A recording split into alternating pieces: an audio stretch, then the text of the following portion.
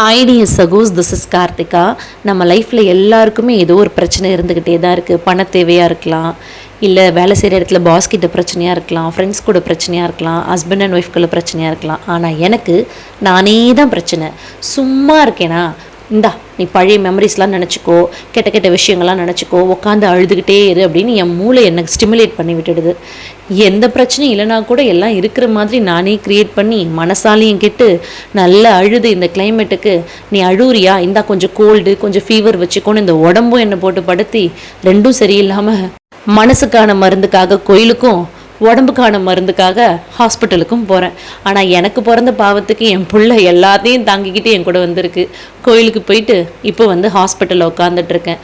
இப்போ இருக்கிற மனநிலைக்கும் உடல்நிலைக்கும் ஒரு ஊசி போட்டால் தான் சரியாகும்னு சொல்லிட்டு 8 மணிக்கு வந்திருக்கோம். 8 மணிக்கே டாக்டர் இன்னும் வரல.